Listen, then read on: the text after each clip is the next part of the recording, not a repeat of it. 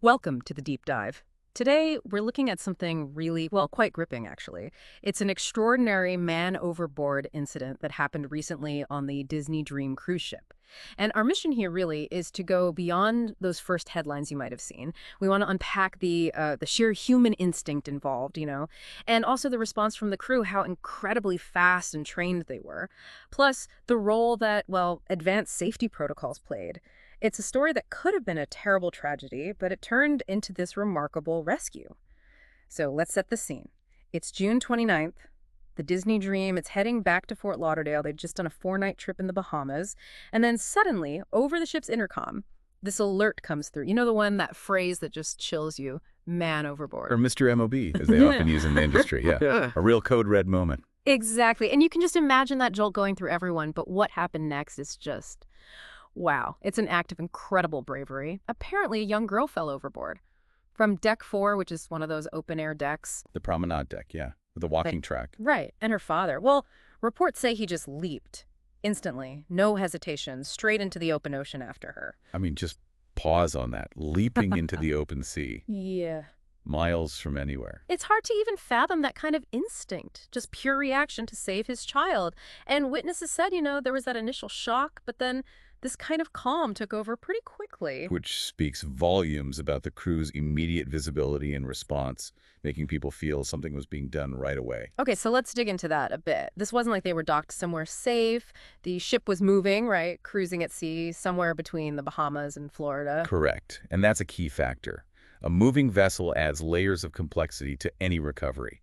It makes the speed and success here even more, well, astounding. Definitely. Now, the sources, they don't really clarify exactly how the child fell or, what part the safety barriers, the plexiglass ones might have played, didn't play, were they supervised? Those details are fuzzy. And those details are important eventually. For prevention, absolutely. Understanding the how helps stop it happening again. But for analyzing this specific event, the focus shifts pretty quickly to what happened after she went in the water. Because that part, the response, was incredibly clear and effective. And incredibly fast is the word. We're talking minutes, literally. Within minutes, yes. I found that part striking the rescue boat, how quickly they got it deployed.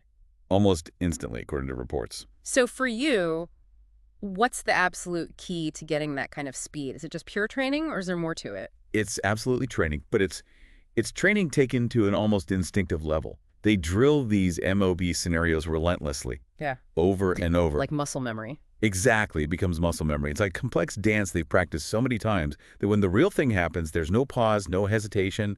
Every crew member knows their role, their station, the sequence. It has to be second nature because out there, seconds genuinely count. Makes sense. It's not just knowing what to do, but doing it almost automatically under immense pressure. Precisely. The goal is proficiency even in the worst conditions imaginable. And it wasn't just the human element, right? We heard Disney's own tech kicked in. They mentioned real-time overboard detection. We hear that term, but what makes it genuinely real-time and, well, effective? Is it just faster? It's more than just speed. It's about precision and immediate data. These systems typically use sophisticated cameras, sometimes AI-powered vision, maybe thermal imaging too. They're constantly scanning around the ship. Okay. The real breakthrough isn't just that it sees something go over, it's that it can instantly pinpoint the exact location where the person entered the water. Ah, I see. So it's not just someone fell, it's someone fell right here. Exactly. And providing that precise GPS coordinate to the bridge and the rescue teams immediately, that shaves off critical search time. Minutes, potentially. And those minutes can be the difference between rescue and recovery. It turns a search into a direct retrieval. That really paints a picture. It's technology directly enabling the human response to be faster and more accurate. It's a perfect example of technology augmenting human skill in a high-stakes situation. We actually have a quote here from a passenger, Kevin Ferruda.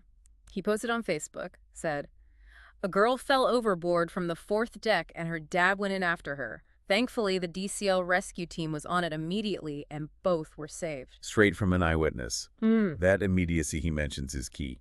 And Disney Cruise Line themselves put out a statement. A spokesperson said, "We commend our crew members for their exceptional skills and prompt actions, which ensured the safe return of both guests to the ship within minutes." Which is official confirmation of that rapid timeline. They went on, We are committed to the safety and well-being of our guests, and this incident highlights the effectiveness of our safety protocols.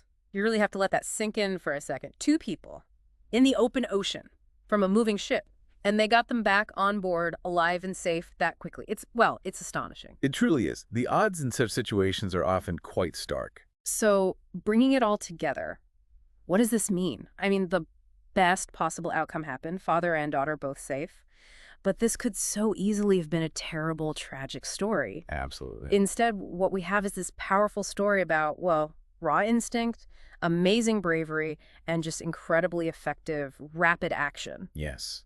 And it serves as such a clear illustration, doesn't it? It shows why preparedness matters so much. It shows why that constant rigorous training is vital. And it shows how integrating technology, like that detection system, with the human response creates such a robust safety net. It feels like every layer worked exactly as it was supposed to. Precisely.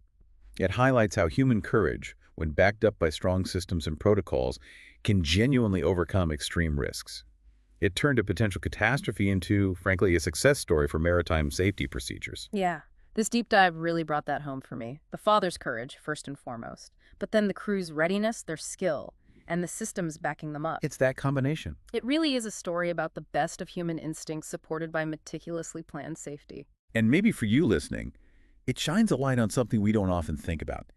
Those layers of safety that are operating, often unseen when we're just, enjoying ourselves on vacation or traveling. There's immense dedication from individuals and within the systems themselves, working constantly to protect people in these potentially high-risk environments. That's a great point, the unseen safety net. So here's something to maybe think about after this. Consider those moments of extreme peril, when everything hangs in the balance.